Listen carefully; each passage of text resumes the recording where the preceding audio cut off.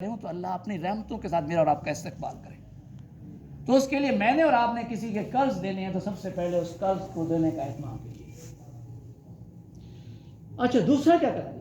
دوسرا بڑا کام جو کرنا، یاد رکھیے گا، یہ جو بڑی عظیم و شان راتیں آنے والی ہیں جس کے اندر لوگوں کے گناہوں کی بخشش ہوتی ہے، جس کے اندر اللہ اپنی رحمت کی برسات فرماتا ہے، ان رحمت کی برسات کا اور ان رحمتوں کا اور ان برکتوں کا اور نجات کا ذریعہ صرف ان لوگوں کو اللہ تعالیٰ عطا کرتے ہیں جن کے دلوں کے اندر بغض اور عناد ہوتا ہے.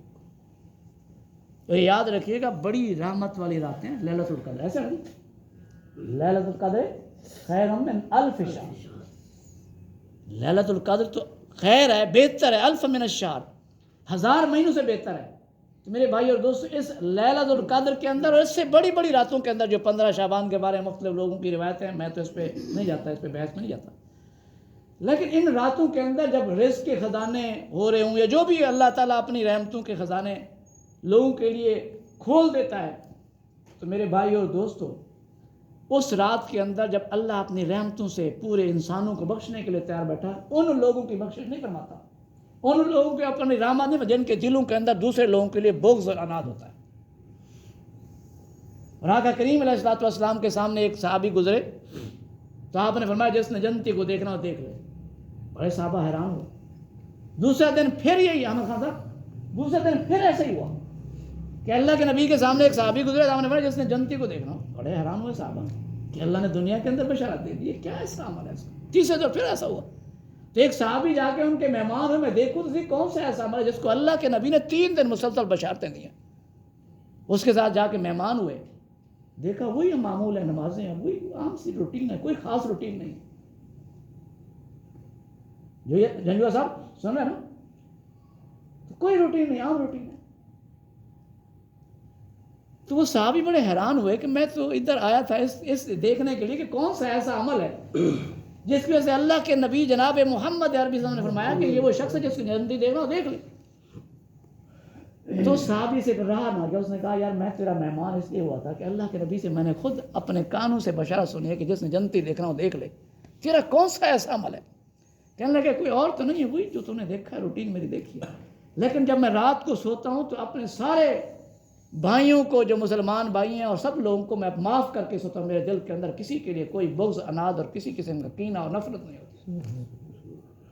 اس کا مطلب یہ ہے کہ دلوں کے اندر کینے اور بغض اور حسد کے نتیجے کے اندر اور ایک دوسرے کے لیے حسد کی آگ کے نتیجے کے اندر، دشمنی کی آگ کے نتیجے کے اندر اللہ رب العالمین جو ہے نا، یہ یاد رکھیے گا، اللہ اپنی رحمتوں اور برکتوں اور ساری نعمتوں سے اس بندے کو پھر نوازنے سے دور اور پھر اس کو اتھا گہرائیوں میں ظلم کی وجہ سے اور اس نفرت کی وجہ سے اللہ رب العالمین پہ اپنی رحمتوں سے نوازتے نہیں. میں اور آپ اپنے اللہ کی رحمتوں، اس کی برکتوں کی نوازش چاہتے ہیں تو یاد رکھیے گا اپنے دلوں کو دوسرے مسلمان بھائیوں کے لیے بالکل پاک صاف کر کے سوئیں. اچھا اس کا پھر کیا کریں کیا؟ جو لوگ مجھ سے آپ سے ناراض ہیں نا، رشتہ داروں میں سے، اس مہینے سے آنے سے پہلے ان کے گھروں کے اندر جائیں، ان سے جا کے تعلق کو. اب بندہ بعض کا سوچتا ہے کہ فلاں کے پاس کل جاؤں گا جب مل لوں گا، تو آج ہی اس کا اہتمام کیجئے کہ اس اپنے رشتہ داروں کو جن سے آپ کی خدا نخواستہ کوئی چپ کلش ہے، ان بن ہے، ان سے جائیے اور ان سے جا کے اپنے تعلق کو استوار کیجیے. اپنے دلوں کے اندر سے وہ کینہ اور بغض اور حسد کو نکالیے اور پہل کیجئے جا کے ان کے سامنے جا کے ان سے جا کے آج بیٹھ کے تعلق کو استوار کیجیے. اگر میں اور آپ چاہتے ہیں کہ رب کی رحمتوں اور اس کی محبتوں کے میں اور آپ اور اس کی برکتوں کے میں اور آپ کو نوازے جانے والے بن جائیں، تو اس کام کو اہتمام سے کیجیے. دوسرا یہ کیجیے کہ آج میں اور آپ اپنے گھروں کے اندر لائبریری کو دیکھیں. ہمارے گھر کے اندر بہت ساری کتابیں پڑھی ہوں گی، دیکھیں جو میں نے کل کہا تھا کل پڑھوں گا، دینی کتابیں ہیں یا کتابیں نہیں ہیں تو آج خریدیے مکتبے سے، اور اس کے اندر قرآن مجید کو روز کی بنیاد کے اوپر پڑھنے والا اور اس قرآن کے ساتھ تعلق کو پیدا کرنے والا بنا لیجیے اپنے آپ کو. رمضان کو فضیلت کس بات ہے؟ شہر رمضان الذی انزل فیہ القرآن. رمضان باقی مہینوں سے افضل کیوں ہے کہ ایک نیکی 70 سے 700 گنا اس سے بڑھ کے ہوتی ہے. اچھا خرچ آپ 1000 کریں گے، ثواب پتہ ہے کتنے کا ملے گا؟ 70,000 کا. 70,000 تبھی 7 لاکھ کا ثواب ملے گا. 1000 خرچ کرنے کے نتیجے کے اندر اللہ تو 70 سے 700 گنا سے بھی زیادہ اللہ تو دینے کے لیے تیار. 1000 خرچ کرنے سے 70,000 خرچ کیجیے کرنے کا ثواب. کتنی بڑی نعمت ہے جی, کوئی تھوڑی بات نہیں ہے کہ 1000 کے بدلے میں 70,000 کا ثواب ملے آپ کو. تو اس کا اہتمام کرنے کی ضرورت ہے کہ اس مہینے کے اندر میں اور آپ قرآن سے اپنے تعلق کو پیدا کرنے کے لیے اللہ نے جو تقویٰ کے لیے یہ مہینہ بنایا, اتنی بڑی رحمتوں والا مہینہ ہے, تو اس سے فیض یاب ہونے کے لیے جو میں آپ کو ٹپس دے رہا ہوں اس کو اہتمام کیجیے. اچھا جی, ویسے اس رمضان کے مہینے میں ہم کیا کرتے ہیں جی, جو سب سے بڑی خرابی ہوتی ہے کہ جو اتنی قیمتی گھڑیاں ہیں وہ 720 گھنٹے ہیں اس کو ہم ضائع کر دیتے ہیں. ایک ایک لمحے کو, ایک ایک سیکنڈ کو قیمتی بنانے کے لیے کچھ اپنے اندر تجاویز رکھیے. سب سے پہلی بات یہ ہے کہ اپنی زبان کو رب کے ذکر سے اور اللہ کے نبی جناب محمد عربی سے درود و سلام سے تر رکھیے. اس بات کا اہتمام کیجیے کہ ہر وقت کس کا ذکر ہو, زبان پہ اللہ کا ذکر ہو اور جناب محمد عربی صلی اللہ علیہ وسلم کے درود و سلام سے میری رب کی زبان تر. اپنی زبانوں کو غیبت, چغلی اور کسی کے بارے میں غلط تبصرہ کرنے سے, بیٹھے نہیں تبصرہ کر رہے ہیں, وہی میرا اور آپ کا کیا لینا دینا ہے اس تبصرے سے. کیا ہمارے اس سوچنے سے حکومتیں بن جائیں گی اور بگڑ جائیں گی؟ کچھ بھی نہیں ہونے والا. ایک چینل بدلا, دوسرا بدلا, تیسرا بدلا, چوتھا بدلا, دیکھ رہے ہیں بے فضول اور فضول قسم کے تبصرے دیکھ رہے ہیں, کھول کے بیٹھے ہوئے اور بالکل 2-2, 3-3 گھنٹے ضائع ہو گئے. میرے بھائی اور دوستو, اس رمضان کے مہینے کے اندر میں اور آپ اپنے آپ کو ابھی سے تیاری کیے, اپنی زبانوں کو رب کے ذکر سے اور جناب محمد عربی کی زبان درود و سلام سے اپنے آپ کو تر رکھیے. اس بات کا اہتمام کر لیجیے, آج سے کیجیے, دیر نہ کیجیے اس کے اندر. ابھی سے اپنے آپ کو اس بات کی تیاری کے لیے ریڈی کر لیں کہ ہر وقت ہر لمحے کس کا ذکر ہوگا؟ اللہ کا ذکر ہوگا, جناب محمد عربی وسلم کی زبان درود و سلام کا ذکر ہوگا. یہ میں اور آپ آج سے اس بات کا اہتمام کریں. اور اس کے لیے سب سے پہلا اور بہترین جو ذریعہ ہے جی, علامہ اقبال رحمۃ اللہ نے بڑا خوبصورت جملہ کہا ہے. علامہ اقبال رحمۃ اللہ علیہ کہتے ہیں قرآن کے بارے میں, بڑا خوبصورت جملہ ہے, کمال جملہ ہے علامہ اقبال رحمۃ اللہ. وہ کہتے ہیں قرآن جو ہے نا صرف معنی جاننے کا نام نہیں. قرآن کے معنی نہ جانیے صرف, بلکہ قرآن کے اندر غور و فکر اور تدبر کیجیے, اور اس سے وحی الہی جو رب العالمین کا مقصد اور منشا تھا اس کو پہچاننے کی کوشش کیجیے. صرف معنی نہ پہچانیے, بلکہ وحی الہی جس کو اللہ نے بھیجا, جس پیغام اور مقصد کے لیے بھیجا, اس کو پہچاننے کی ضرورت ہے. میں اور آپ تو معنی کے قریب نہیں جاتے. فرحان بھائی کیا کہتے, کتنے ختم کر لیجیے رمضان کے اندر؟ کہتے ہیں جی ہر روز ایک ختم کرتے ہیں, 30 ختم کر لیے جی. ایسے ہوتا جی. میرے بھائی اور دوستو, یہ قرآن ثواب کی کتاب نہیں ہے, یہ عمل کی کتاب ہے, یہ دستور حیات ہے. اور علامہ اقبال رحمۃ اللہ علیہ نے تو ایک اور بڑا خوبصورت واقعہ کہا ہے. وہ کہتے ہیں میرا PhD کا مقالہ تھا, تو مہمان لوگوں نے میری دعوت کی, بہت سارے اور مہمان بھی آئے ہوئے تھے. قرآن کے ساتھ تعلق کو پیدا کرنے کا بڑا زبردست اس نے ایک خوبصورت جملہ کہا ہے علامہ اقبال رحمۃ اللہ علیہ. وہ کہتے ہیں PhD کی دعوت کے اندر بہت سارے لوگ بیٹھے تھے, تو مجھے وہاں تعارف کرایا گیا. ایک ایسا بندہ تھا جس کا میرے ساتھ تعارف کرایا گیا, یہ اسٹون اسپیشلسٹ ہے, یعنی یہ جو پتھروں کا علم ہے اس کو جانتا ہے. اس نے PhD کی ہوئی تھی. میں نے کہا ایسے اس کی بھی کوئی قیمت ہے, پتھروں کا بھی کوئی علم ہوتا ہے, اس کی کیا قیمت ہوگی, اس کا کیا ایسا تصور ہوگا؟ کہنے لگے میں نے اس سے پوچھا یہ پتھروں کا علم بھی اس بھی PhD, کہتا ہے اس میں PhD ہوتی ہے. میں نے کہا پتہ نہیں کیا ہوتا ہوگا. اچھا میں نے کہا کچھ تو بتائیے. اس نے کچھ بتایا تو مجھے کہنے لگا نہیں آپ میرے ساتھ نا کل آئیے گا, میں آپ کو لے جاؤں گا. وہ کہنے لگے علامہ اقبال رحمۃ اللہ علیہ کہ میں اس کے ساتھ گیا سمندر کے کنارے کے اوپر. اس نے ایک پتھر اٹھایا, اس نے اوصاف بیان شروع کی, اور شام ہو گئی, ابھی اوصاف ختم نہیں ہے. پھر کہتے کل ملیں گے. 15 دن مسلسل میں اس کے ساتھ رہا, 15 دن اس پتھر کے اوصاف وہ بیان کرتا رہا. تو مجھے احساس ہوا کہ قرآن تو اس سے بڑی کتاب ہے نا جی, اس کا علم سمجھنے کے لیے تو بہت زیادہ ضرورت ہے. تو میں نے اور آپ نے قرآن کو کبھی اس غور و فکر اور تدبر سے پڑھنے کی کوشش کی کہ اس کے اندر وحی الہی کیا ہے, پیغام کیا میرے رب کا. ہم قرآن کو صرف ترجمے کے ساتھ پڑھنا تو دور کی بات ہے, صرف خالی ثواب کی نیت سے پڑھتے ہیں. قرآن مجید ثواب کی کتاب نہیں ہے, یہ سمجھنے کی کتاب ہے, اس پہ عمل کرنے کی ضرورت ہے میرے بھائی اور دوستوں. اچھا ہم تعلیم لیتے ہیں برائے تعلیم, تفریح اور معلومات کے لیے, جبکہ قرآن مجید کی تعلیم برائے تعمیل عمل کے لیے ہونی چاہیے. ہر لمحے عمل کے لیے ہونی چاہیے, ہر لمحے عمل کے لیے ہونی چاہیے. تعلیم برائے تعمیل ہے قرآن مجید. جو کچھ پڑھا ہے اس پہ عمل کرنے کی اللہ مجھے اور آپ کو توفیق نصیب فرمائے. یہ اصل بیان اور مدعا اور مقصد ہے اس قرآن مجید. میرے بھائی اور دوستو، جس طرح ولا یضربن بارجلہن، قرآن مجید کے اندر آتا ہے ولا یضربن بارجلہن، خواتین کو حکم دیا گیا کہ وہ اپنے پاؤں کو زمین پہ نہ مارے تاکہ اس کی وہ زیب و زینت ظاہر ہو. یہ قرآن کے الفاظ ہے. لیکن جب یہ میں نے اور آپ نے پڑھا، ٹھیک ہے یہ ترجمہ تو سمجھ آ گیا کہ ولا یضربن بارجلہن، اپنے پاؤں کو زور سے مت ماریں. اس کا ایک مفہوم تو میں نے اور آپ نے یہ سمجھ لیا کہ اللہ نے زیب و زینت سے منع کیا ہے کہ خواتین زیب و زینت میں نہ کریں. تو اس کے اندر مزید کیا تشریح ہو سکتی ہے؟ وحی الہی کا مقصد کیا ہو سکتا ہے؟ وہ وحی الہی یہ بھی اس کے اندر شامل ہے ولا یضربن بارجلہن. ایک خاتون جب باہر نکلے تو پورے اچھے ایسے لباس کے ساتھ نکلے کہ وہ لوگوں کی اٹریکشن کا باعث نہ ہو. پھر اس کے اندر یہ بات بھی شامل ہے کہ پاؤں کے اندر کوئی ایسی چیز نہ پہنے جس سے اس کے کھڑکھڑاہٹ کی آواز سے لوگ متوجہ ہوں، اٹریکشن کا باعث نہ ہو.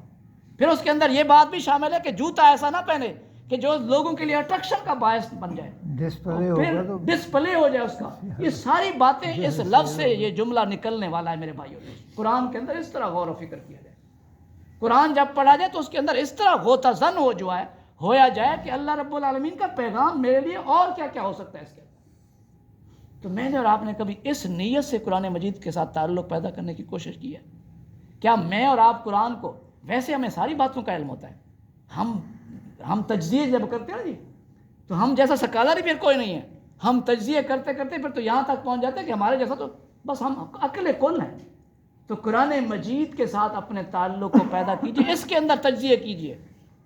میرے بھائی اور دوستو، اب سے اور آج سے اس بات کا اہتمام کیجئے کہ قرآن کوئی میں آپ سے نہیں کہوں گا کہ میں کون سی تفسیر اور تفہیم کریں. میں آپ سے نہیں کہتا کہ فلاں مسلک سے آپ تعلق ہے تو آپ فلاں تفسیر، لیکن میں آپ کو یہ ضرور کہوں گا جب بھی قرآن مجید کو پڑھیں تو تفہیم اور ترجمے سے پڑھیں. اور آقا کریم کا یہ فرمان گرامی 12 آپ نے سنا ہوگا کہ اللہ کے نبی فرماتے ہیں کہ جس نے قرآن مجید کی صرف ایک آیت کو احمد خان صاحب قرآن مجید کی جس نے صرف ایک آیت کو ترجمے اور تفہیم سے پڑھا، 100 رکعت مقبول نوافل سے بھی اس کا زیادہ ثواب ہے. سبحان، صرف ایک آیت کو. تو میرے بھائی اور دوستو، قرآن مجید کو سمجھ کے پڑھنے کا جو ثواب ہے یہ آخرت میں نظر آئے گا، ابھی نہیں نظر آ رہا. ابھی تو ہم ثواب کی کتاب سمجھ کے نا ویسے پڑھ لیتے ہیں، لیکن قرآن مجید کو اصل مقصد جو ہے وہ تفہیم اور ترجمے سے پڑھنا اور وحی الہی تک پہنچنا مقصود ہے. جو رب کا پیغام ہے اس تک پہنچنا مقصود ہے. تو اس کے لیے میں اور آپ یہ دیکھیں کہ اپنے ٹیسٹ اور ذوق کے مطابق، آپ سمجھتے ہیں کہ میں بریلوی ہوں تو پیر کرم علی شاہ صاحب نے ضیاء القرآن کے نام سے بہترین تفسیر لکھی ہے، اس کو لے لیں. آپ کہتے ہیں میں تو دیوبندی ہوں، مفتی شفیع صاحب نے معارف القرآن لکھی ہے، اس کو پڑھیں. آپ کہتے ہیں نہیں میں تو اہل حدیث ہوں، عبد الرحمن کیلانی نے تفسیر القرآن لکھی ہے. لیکن جس سے میں نے قرآن مجید کو، ویسے تو بہت ساری اور تفاسیر بھی موجود ہیں جس کو میں پڑھتا ہوتا ہوں، لیکن جس سے مجھے قرآن مجید سے زیادہ تعلق پیدا کرنے کا واسطہ پڑا، اس کے نتیجے کے اندر مجھے اس کے اندر انسپائریشن پیدا ہوئی قرآن مجید سے، تو مولانا مودودی علیہ الرحمہ کی تفہیم القرآن ہے، 6 جلدوں کے اندر. یہ بھی یہاں مکتبے کے اندر موجود ہے. میرا خیال یوسف صاحب بیٹھے، بڈانی صاحب بیٹھے ہوئے ہیں، اس کے اندر تفہیم القرآن موجود ہے جی. تفہیم القرآن لے لیں، اس کو پڑھیں، اور پھر تفہیم القرآن کے ساتھ ساتھ ترجمے اور تفہیم کے ساتھ پڑھنے کے نتیجے کے ساتھ ساتھ مجھے اور آپ کو اس رمضان کے اندر اپنے نبی جناب محمد عربی سے سچا عشق اور محبت اس وقت میں ہو سکتی ہے جب آپ کی سیرت کا مطالعہ کیا جائے. تو سیرت کے نتیجے کے اندر وہ کون سی کتاب ہے جی؟ رحیق المختوم. سب سے اچھی جو مجھے تفسیر کے اندر ملی ہے نا سیرت کے موضوع کے اوپر، الرحیق المختوم. اور ہمارے لیے اس دفعہ کون سی ہے جی ہمارے جو سلیبس کے اندر شامل ہے؟ عرب کا چاند. ایک کسی غیر مسلم نے لکھی عرب کا چاند. اس کو پڑھنے کی ضرورت ہے مجھے اور بھائی اور دوستوں. اب میں اور آپ، وہ بھی اچھا ایک اندازہ دیکھیں، کافر نے نبی مہربان کی شان کے اندر ایک سیرت لکھ دی ہے، عرب کا چاند. اس کو پڑھنے کی ضرورت ہے. اس کے علاوہ بہت ساری اور بھی سیرت کی ہو سکتی ہیں، سیرت کے موضوع کے اوپر ہو سکتی ہیں. آپ دیکھیں اپنی مرضی سے اور تیز سے اس کو پڑھیں. قرآن مجید سے تعلق پیدا کریں. سب سے پہلا شہر رمضان الذی انزل فیہ القرآن. قرآن جو ہے نا، اس رمضان کو اللہ نے فضیلت کس کی وجہ سے دی ہے؟ قرآن کی وجہ سے دی ہے. تو قرآن میرا اور آپ کا اوڑھنا بچھونا بن جائے اس رمضان کے اندر. اس بات کا اہتمام کیجیے، اس بات کو اپنے اوپر لازم کرا دیں. اور ساتھ ہی تفاسیر کے ساتھ ساتھ پھر سیرت کے موضوع کے اوپر اسی طرح حدیث کی کوئی کتب لے لیجیے. روزانہ کی بنیاد پہ نبی مہربان صلی اللہ علیہ وسلم کے احادیث سے اپنے تعلق کو پیدا کر لیجیے. اس رمضان کے اندر اس بات کا اہتمام کر لیجیے. میرے بھائی اور دوستو، اس کے ساتھ ساتھ میں نے اور آپ نے جو کام کرنے کا ہے، رمضان سے پہلے جہاں یہ اپنے غذا کا اہتمام قرآن مجید، سیرت رسول اور جناب محمد عربی صلی اللہ علیہ وسلم کی احادیث سے اپنے آپ کو اپنی آخرت بنانے کے لیے اس کو سمجھنا اور سنوارنا ہے، اس کے ساتھ ساتھ ابھی سے رمضان سے پہلے جو کرنے کا کام یہ ہے کہ اپنی خریداری اب کر لیجئے۔ رمضان کے وہ جو آخری عشرہ ہوتے ہیں اس کے اندر اللہ کی رحمتوں کا نزول ہوتا ہے، اور خواتین و حضرات سارے بازاروں کے اندر پھر رہے ہوتے ہیں، کپڑوں کی خریداری ہو رہی ہے، پتہ نہیں کیا سے کیا خریدا جا رہا ہے۔ تو میں نے اور آپ نے اس رمضان کے اندر جو 720 گھنٹوں کے اندر اپنے آپ کو مزین کرنا ہے اور خوبصورت بنانا ہے، تو ابھی سے جو ابھی یکم آ رہی ہے، یکم مارچ ہے نا، یکم مارچ کے اندر مجھے اور آپ کو جو ملازمین ہیں، ابھی پیسے لے کے جو میں نے اور آپ نے اپنے بچوں کو کپڑے سلوانے ہیں، خریداری کرنی ہے، کھجوریں خریدنی ہیں، یہ ساری خرید کے ابھی دے دے۔ اس رمضان کے اندر پھر میں اور آپ ان رحمتوں والے لمحات سے رب کو راضی کرنے کی کوشش کریں۔ یہ اصل مقصد اور مدعا اور میرا اور آپ کا ہونا چاہیے۔ اس سے پہلے ہم یہ کہ سارا دن اس فضولیات کے اندر اپنے آپ کو کھپا ڈالیں اور اس کے نتیجے کے اندر اللہ کی ان رحمتوں سے محروم ہو جائیں، یہ سب سے بڑی بدقسمتی ہو۔ اور آقا کریم یہ فرماتے ہیں کہ جس نے رمضان کے مہینے کو پایا اور اپنے لیے بخشش کا سامان نہ کیا، وہ تو ہلاک اور تباہ و برباد ہو گیا۔ تو مجھے بتائیے کہ میں اور آپ ہلاک ہونے والے میں شامل ہوں یا کامیاب ہونے والے میں شامل ہونا چاہتے ہیں؟ تو کامیاب ہونے والے میں شامل ہونا چاہتے ہیں تو اس رمضان کی لمحات کو قیمتی بنانے کے لیے ابھی سے پلاننگ اور ٹریننگ کی ضرورت ہے۔ یہی وجہ ہے کہ استقبال رمضان کے حوالے سے میں نے جان بوجھ کے آپ کے سامنے یہ چند باتیں رکھنے کی کوشش کر رہا ہوں، تاکہ میں اور آپ اس بات کا اہتمام کریں کہ اس رمضان کے اندر اپنے آپ کو کس طرح ٹریننگ اور تیار کریں۔ اچھا، اس کے ساتھ ساتھ جو ہے نا اس کی آخری جو اس دفعہ عشرہ ہے نا، اللہ کے نبی صلی اللہ علیہ وسلم جب رمضان کے روزے فرض ہوئے نا عبدالحکیم بھائی، تو آپ صلی اللہ علیہ وسلم نے کسی ایک رمضان کے اندر ایسا نہیں ہو کہ اعتکاف نہ بیٹھے، ہر رمضان کے اندر آپ اعتکاف کا اہتمام کرتے تھے آخری عشرے کے اندر۔ اچھا مجھے بتائیے کہ اللہ کے نبی سے بھی کوئی زیادہ مصروف ہو سکتا ہے؟ اللہ کے نبی سے بھی کسی کی زیادہ مصروفیت ہو سکتی ہے ہم میں سے؟ اللہ کے نبی صلی اللہ علیہ وسلم جو پوری دنیا کے لیے رحمت بن کے پیغام پہنچانے کے لیے ایک ایک لمحہ جن کا قیمتی تھا، وہ اللہ کے نبی تو ان 10 دنوں کے اندر اپنی روحانی غذا کے لیے، ویسے تو ان کو ضرورت نہیں تھی، اللہ کی گائیڈ لائن میں تھے، لیکن اللہ کے نبی صلی اللہ علیہ وسلم میرے اور آپ کے لیے پیغام بھیجنے کے لیے یہ اہتمام کیا کہ ہر رمضان کے اندر آپ اعتکاف کا اہتمام کرتے تھے۔ ہم کہتے ہیں جی ہم تو کیا کریں جی، بڑی مصروفیت ہے، اگر نہیں بیٹھیں گے تو خدا نہ خواستہ آسمان گر جائے گا، پتہ نہیں کوئی بڑے سے بڑا کوئی نقصان ہو جائے گا۔ تو میرے بھائی اور دوستو، ابھی سے اس بات کا ذہن میں رکھ لیجئے کہ اس رمضان کے مہینے کے اندر ساری چیزیں ختم کر کے اس آخری عشرے کے اندر اللہ مجھے اور آپ کو اس رمضان کی وہ آخری عشرے کی رحمتوں اور برکتوں سے فیض یاب ہونے کے لیے اعتکاف کا اہتمام کرنے کی توفیق نصیب فرمائے، اور ان راتوں کے اندر جو بخشش کی راتیں ہوتی ہیں، اللہ آگ سے بچانے کا لوگوں کا روز کی بنیاد پہ اہتمام کرتے ہیں، تو اس کے اندر رب سے مانگنے والے بن جائیں۔ اچھا یہ میں آپ کو آج میں سامنے بیٹھا ہوں، سچی بات بتاؤں آپ کو، میں اپنے آپ کو بڑا مصروف سمجھتا تھا۔ یہ جو مجھے قرآن سے تعلق پیدا، واللہ باللہ قرآن سے تعلق میرا اللہ سے معافی مانگتا ہوں نہیں تھا۔ ایک رمضان ایسا آیا کہ ہماری مسجد کے اندر کوئی اعتکاف بیٹھنے کے لیے بندہ تیار نہ ہو، اور پھر یہ سنا ہوا ہے کہ اگر پوری بستی میں سے کوئی نہ بیٹھے تو اللہ کا عذاب کے مستحق ٹھہرتے ہیں۔ تو مجھے مولوی صاحب نے کہا کہ آپ بیٹھ جائیں، میں نے کہا چلیں، میں نے مصروفیت تو بڑی ہے جی، بڑے مصروف ہے جی، کوئی ٹائم نہیں، لیکن اللہ نے بس ایک وقت تھا، ٹرننگ پوائنٹ تھا میری زندگی کا، کہ میں نے اس وقت اہتمام کر لیا اور بیٹھ گیا، اور اس رمضان کے اندر اللہ نے پتہ توفیق ایسی دی کہ میں نے ساری جتنی تفاسیر ہیں اپنے سامنے رکھی، اور تفاسیر میں نوافل کا اہتمام نہیں کرتا تھا، میں صرف فرائض اور جو ضروری سنتیں ہیں اس کی ادائیگی کے بعد ایک ایک لمحے کے لیے ہر وقت قرآن کے ساتھ تعلق پیدا کر کے کوشش کرتا تھا، اور راتوں کی نیندوں کو میں نے کم کر دیا تھا، اور اس پورے رمضان کے 10 دنوں کے اندر میں 18 پارے بامشکل پورے زور لگانے کی وجہ سے پڑھا۔ واللہ خدا کی قسم کھا کے کہتا ہوں کہ میں نے کلمہ دوبارہ پڑھا کہ میں تو مسلمان نہیں تھا، میں تو کفر کی زندگی بسر کر رہا تھا، قرآن تو کچھ پیغام دے رہا ہے، میری زندگی تو بالکل اس سے یکسر مختلف تھی، تو یقین مانی میں نے کلمہ دوبارہ پڑھا کہ میں کیسا مسلمان تھا کہ جس کو قرآن کے بارے میں علم بھی نہیں تھا، میں کیسا مسلمان تھا کہ لوگوں کو درس قرآن دیتا تھا اور مجھے قرآن سے متعلق معلومات ہیں.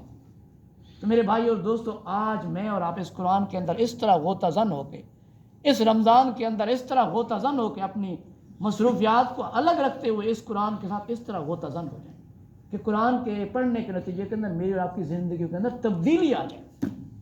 اگر جو رمضان سے پہلے تھے اور رمضان کے بعد بھی ویسے ہیں تو پھر قرآن جو مقصد بتا رہا ہے، یا ایھا الذین آمنوا کتب علیکم الصیام کما کتب علی الذین من قبلکم لعلکم تتقون، اگر وہ تقوی پیدا نہیں ہوتا پھر رمضان میں نے اور آپ نے نہیں رکھا. پھر میں نے اور آپ نے وقت گزاری تو کی ہے، بھوک تو مرے ہیں، لیکن اس سے مستفید نہیں ہوئے. تو میرے بھائی اور دوستو، جو میں آپ سے کہنے کی بار بار کوشش کر رہا ہوں، میرے پیش نظر یہ ہے کہ اس رمضان کو میں اور آپ قیمتی بنائیں، اس کے اندر ایسا اہتمام کریں. اور پھر یہ معذرت کے ساتھ کہوں گا، پھر یہ ہے کہ رمضان میں ہمیں کھانے پینے کا بڑا اہتمام کرتے ہیں. میں نے پورے قرآن مجید کو بھی پڑھا ہے، تفاسیر سے پڑھی ہے، اور اللہ کے نبی کی سیرت پڑھی ہے، صحابہ کرام کی سیرت پڑھی ہے. واللہ مجھے کہیں ایسا اہتمام نہیں ملتا کہ جناب رمضان کے مہینے کے اندر جناب افطاری کے مینیو بنائے جائیں اور پھر اس طریقے سے افطاری کی جائے. اللہ کے نبی صلی اللہ علیہ وسلم اور صحابہ کرام رضوان اللہ علیہم اجمعین کا معمول تھا کہ جب بھی روزہ افطار کرتے تو تاک کھجوریں، آپ صلی اللہ علیہ وسلم تاک کھجوروں اور پانی سے روزہ افطار کر لیتے، کبھی دودھ سے افطار کر لیا کرتے تھے. اچھا، میرے اور آپ کے تو روزے پورے نہ تھے یوسف بھائی. جس روز ہمارے گھر کے اندر فروٹ چاٹ نہ ہو اور پکوڑے نہ بنے اور بہت ساری انواع کے روزے کے سامنے بہت ساری چیزیں افطاری کے وقت نہ پڑے، ہم تو کہتے ہیں آج روزہ بڑا پھیکا روزہ پڑ گیا. یہ روزہ ہے میرے بھائی اور دوستو. اللہ نے خود قرآن حکیم کے وَکُلُوا وَاشْرَبُوا، کھاؤ اور پیو، وَلَا تُسْرِفُوا، اسراف نہ کرو. پیٹ کے 3 حصے کرنے کا حکم دیا گیا، ایک کے اندر کھانا، ایک کے اندر پانی اور ایک ہوا کا حصہ ہے. ہم تو تن کے کھاتے ہیں اور یہاں تک ہوتا ہے. اور پھر ہمارے علماء میں سے کچھ علماء، معذرت کے ساتھ کہوں گا، ہمارے علماء میں سے کچھ علماء ایسے ہیں، محترم ہمارے بیٹھے صدیق بھائی، ان کو پتہ ہے، ایک عالم دین ہے ہمارے، بہت کھا لیا، گنجائش بالکل نہیں. ہوائی جہاز میں بیٹھے تو اچھا کھانا لایا گیا، اب کہیں کیسے کھاؤں اس کو. واش روم میں گئے، انگلی سے نکالا پہلے، الٹی کی، پھر تاکہ اس کے لیے جگہ بنے دوبارہ کھا سکیں. اللہ اکبر. میرے بھائی اور دوستو، ہم تو اس حد تک جنونی ہوئے کھڑے کھانے پینے کے پیچھے، جبکہ اللہ کے نبی صلی اللہ علیہ وسلم کی سنت اور طریقہ جو ہے وہ تو یہ ہے کہ اس پیٹ کے 3 حصے بنائیں. اور ہمارے مولوی تو مولوی نہیں کہلاتا، وہ کہتا ہے، مجھے کہتا ہے تو کون سا مولوی ہے، تیرا تو پیٹ ہی نہیں ہے، تو کہیں سے مولوی نظر نہیں آتا، تیری شکل بھی مولوی والے نہیں ہے. جب تک توند اتنی بڑی ہوئی نہ ہو تو مولوی کہلانے کے قابل نہیں ہوتا. تو میرے بھائی اور دوستو، قرآن مجید اور اللہ کا نبی اور سیرت اور صحابہ کرام کی سیرت اس بات کی گواہی دیتی ہے کہ ایک مسلمان وہ مجاہد مسلمان ہوتا ہے جس کے دل کے اندر اللہ اس کے رسول کی محبت سب سے اوپر ہوتی ہے. اور آقا کریم علیہ الصلوۃ والسلام اور آپ کے صحابہ کرام اسی طرز عمل کے خوگر تھے. نتیجہ کیا نکلا کہ آپ صلی اللہ علیہ وسلم نے جب بھی روزہ افطار کیا تو تاک کھجور سے 1، 3 اور 5 اور 7 اتنی کھجوریں آپ کھا کے روزہ افطار کیا کرتے تھے. پانی کے گھونٹ چند پی لیتے تھے یا پانی کا گلاس پی لیتے تھے. اچھا، اس دفعہ ویسے کوشش تو کریں، اس طرح روزے افطار کر کے تو دیکھیں کیسی فرحت اور تازگی حاصل ہوتی ہے. اس دفعہ نہ کیجیے گا کوئی اہتمام، نہ پکوڑے بنائیے گا، خدا را نہ کیجیے گا، کچھ نہیں ہوتا. کر کے تو دیکھ لیں، اگر موت آ جائے تو میں اللہ سے معافی مانگتے ہیں، مجھ سے آپ کہیے کچھ نہیں ہوتا. اب اس کا اہتمام کر کے تو دیکھیے، سادہ غذاؤں کے ساتھ روزہ افطار کیجیے، کچھ نہیں ہوتا. یہ جو دیکھتے ہیں نا، یہ جو جب آپ اتنا زیادہ کھا لیتے ہیں پھر آپ کی مغرب کی نماز ہی بعض اوقات تکبیر اولیٰ سے چلی جاتی ہے، بے شک. اور پھر نتیجہ یہ نکلتا ہے کہ عشاء کی نماز پڑھنے کو دل نہیں کرتا، پیٹ بھرا ہوتا ہے، نیند غالب آ جاتی ہے، پھر وہ رات کی تراویح تو پھر اس کا تو اہتمام بہت ہی مشکل ہو جاتا ہے. رات کا قیام پھر کیسے ممکن ہوگا؟ تو میرے بھائی اور دوستو، اس رمضان کے اندر میں اور آپ ابھی ذہن میں بنا لیں، اس رمضان کو کھانے پینے کا مہینہ نہیں بنانا، بلکہ اللہ سے تقوی اور تعلق کے مہینے کے طور پہ منانا. اور اس کے نتیجے کے اندر یاد رکھیے کہ اما عائشہ رضی اللہ تعالیٰ عنہ کے بارے میں آتا ہے کہ سید عبداللہ ابن زبیر رضی اللہ تعالیٰ جو آپ کے بھانجے تھے نا، 1,00,000 درہم، دیکھیے کتنی بڑی قیمت ہے، 1,00,000 درہم. ڈلو صاحب 1,00,000 درہم کتنی بڑی قیمت ہوگی اس دور کے اندر. 1,00,000 درہم سیدنا عبداللہ بن زبیر آ کے اماں کو دیتے ہیں. اماں یہ خالہ جان یہ رکھ لیجیے آپ کو تحفہ ہے. اور اماں عائشہ رضی اللہ تعالی عنہا اس دن روزے سے اٹھی. روزہ کا مہینہ تھا. آپ نے وہ سارے 1,00,000 درہم لیے اور غریبوں میں تقسیم کر دیے. شام کو افطار کا وقت آیا, خادمہ سے کہا افطار کے لیے کچھ لاؤ. کہنے لگی کہ رکھا ہی نہیں. اماں ناراض ہو گئی. رکھا کیا, وہ سارے پیسے تقسیم کر دے. اماں نے کہا ناراض کیوں ہوتی ہے, بتا دیتی ہم کچھ رکھ لیتی. پانی لے اور افطار تو مجھے کروا. تو میں نے اور آپ نے کبھی ایسے روزہ رکھے کہ صرف پانی کے ساتھ افطار کیا؟ کبھی سوچا ہے کہ 1,00,000 درہم ہونے کے باوجود پانی کے ساتھ افطار کیا؟ تو میرے بھائی اور دوستو, رمضان اس طرح گزارنے کی اللہ مجھے اور آپ کو توفیق نصیب فرمائے, آمین. جس کے نتیجے کے اندر میرے اور آپ کے اندر تقویٰ پیدا ہو جائے, اللہ کی محبت اور اللہ کے ساتھ تعلق پیدا ہو جائے. اچھا ویسے میں بتا دوں, اللہ کے نبی کی یہ بھی حدیث ہے, 5 چیزوں کو 5 چیزوں میں رکھ دیا, لوگ کسی اور جگہ تلاش کرتے ہیں. اللہ کے نبی فرماتے ہیں کہ علم کو اللہ تعالیٰ نے کس میں رکھ دیا جی؟ بھوک اور پیاس کے اندر اللہ کر دیا. لیکن لوگ اسے پیٹ بھر کے تلاش کرتے ہیں, بھلا وہ کیسے پائیں گے؟ تو آج میں اور آپ پیٹ بھر کے پھر کرتے ہیں قرآن مجید کا ترجمہ تفہیم سمجھے, کیسے سمجھ آئے گا؟ جب تک میں اور آپ پیٹ بھرا ہوا ہے, گنجائش ہی نہیں ہے, نیند غالب ہے, تو پھر کیا سمجھ آئے گا؟ کیسے اس کے اندر میرا اور آپ کا دل لگے گا؟ تو یاد رکھیے گا اس رمضان کے اندر اس بات کا کچھ نہیں ہوتا اگر سحری کم کر دیں, کچھ نہیں ہوتا اگر افطاری کم کر لیں, کچھ بھی نہیں ہوگا. جتنی زیادہ غذائیں کھائیں گے, اس کو یہ کھانا تو کیڑوں ہے نا, اس جسم کو کھانا تو آخر میں کیڑوں ہے. تو کیوں اس کیڑوں کے لیے اپنی خوراک اس کے لیے بنانے کا باعث بن جائے. تو آخرت کی تیاری کرنے کے لیے بیشک اتنا کھائیں جتنا ضرورت ہے, بس اس سے زیادہ نہ کھائیں, ضرورت کے تحت کھائیں, ضرورت سے ہٹ کے نہ کھائیں. تو میرے بھائی اور دوستو, ٹائم مجھے پتہ ہے چلا جی, 5 منٹ اوپر ہو گئے, بس وہ مکال. وہ مولوی کے کہاوت ہے, مولوی کا بیٹا آیا گھر, دیوار پکڑ کے جب آیا تو والدہ نے ڈنڈا اٹھا لیا. اماں میں نے تو اتنا کھایا, میں چل کے نہیں آ سکتا تھا, دیواریں پکڑ کے گھر آیا.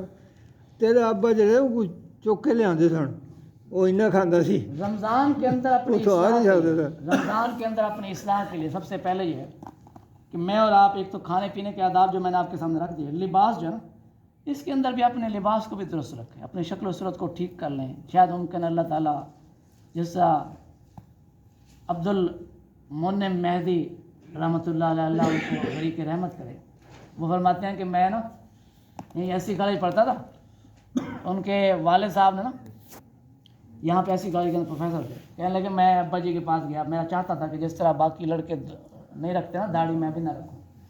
کہنے لگا میں ابا جی کے پاس جا کے بیٹھ گیا, ابا جی سے کہا دیکھا فلاں داڑھی والا ایسا ہے, فلاں داڑھی والا ایسا ہے, فلاں داڑھی والا ایسا ہے. ابا جی بڑے سمجھدار تھے, پروفیسر تھے. انہوں نے کہا کیا مقصد, کیا بتانا چاہ رہے ہو؟ کہنے لگا میں یہ چاہتا ہوں کہ پہلے بندہ اپنے من کو ٹھیک کر لے تو پھر تن کو بعد میں ٹھیک کر لے گا. تو ابا جی بھی پروفیسر تھے. اس نے کہا یہ بتا بیٹا کہ من ٹھیک کرنا تیرے بس میں ہے؟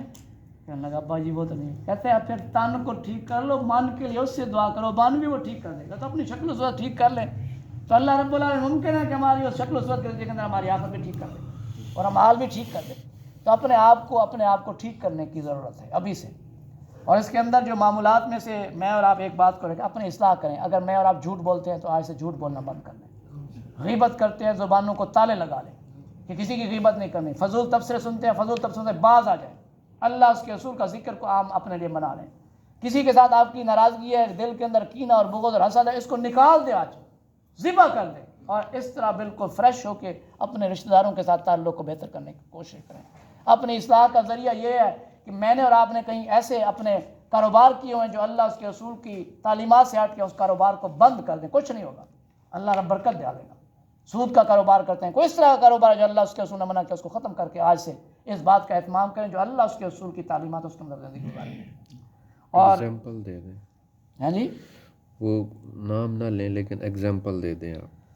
ہاں جی, وہ ایگزامپل میں دے دیتا ہوں. ویسے محترم ہمارے اکمل صاحب نے ٹھیک کہہ رہے ہیں. پروفیسر آصف رضوی صاحب مرحوم رحمۃ اللہ علیہ یہاں ساجد دیوان ٹاؤن میں رہے ہیں, فوت ہو گئے ہیں. وہ بینک کے اندر اس وقت مینیجر لگے ہوئے تھے. مولانا مودودی علیہ رحمہ کا انہوں نے فتویٰ سنا کہ یہ بینک کی نوکری جو وہ حرام ہے, یہ اس کے سود کا زمرہ ہے, لہٰذا نتیجہ ہے کہ اس کی روزی حرام ہے. تو انہوں نے اسی وقت اپنی اس بینک کی نوکری کو چھوڑا اور تاریخ میں جا کے سبجیکٹ تاریخ میں جا کے داخلہ لے لیا، ایم اے تاریخ کیا، اللہ رب العالمین نے پھل پھول ڈالے، اس کے اندر ٹاپ کیا، لیکچرر لگ گئے، اللہ نے 5 بیٹوں سے نوازا اور 5 کے 5 حافظ قرآن ہیں، 3 ڈاکٹر ہیں، 2 انجینئر ہیں، اور 5 مسلسل باشرہ ہیں، مسلسل جب سے وہ بڑے ہوئے ہیں حافظ ہوئے ہیں، مسلسل وہ مصلح سنا رہے ہیں، اپنے باپ کے لیے صدقہ جاریہ بنے ہوئے ہیں۔ جزاک اللہ۔ تو جب میں اور آپ اللہ کے بتائے ہوئے اصولوں کے مطابق ان روزی روٹی کو چھوڑیں گے، اگرچہ اٹریکٹیو ہوتی ہے، بینک کی نوکری اس دور کے اندر بڑی چارمنگ نوکری ہوتی تھی، اس کو چھوڑا کس کی خاطر؟ اللہ کی رضا کی خاطر۔ نتیجہ کیا نکلا کہ اللہ نے نعمتوں سے نوازا، 5 بیٹے دیے اور 5 کے 5 حافظ قرآن، 3 ڈاکٹر، 2 انجینئر، 5 مسلسل جب سے وہ بڑے ہوئے ہیں حافظ ہوئے ہیں، مسلسل و مسلح سنا رہے ہیں، 5 کے 5۔ دیکھیے اس باپ کی کیا شان ہوگی کل قیامت کو، کتنے درجات ہوں گے جس کی 5 کی 5 اولادیں حافظ قرآن اور باعمل حافظ قرآن ہو۔ تو میرے بھائی اور دوستو، اللہ رب اگر العالمین سود سے پاک بینک ہو تو پھر سود سے پاک ہے ہی نہیں، معیشت ہے ہی نہیں ملک میں، پورے دنیا میں نہیں ہے۔